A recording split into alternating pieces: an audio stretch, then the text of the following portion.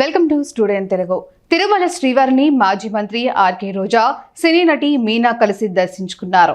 VIP విరామ సమయంలో స్వామివారిని దర్శించుకొని మొక్కులు చెల్లించుకున్నారు. అనంతరం రంగనాయక మండపంలో వేద పండితులు వారిని వేద మంత్రాలతో ఆశీర్వదించగా టీటీడీ అధికారులు పట్టు వస్త్రంతో సత్కరించి తీర్థ ప్రసాదాలు అందజేశారు.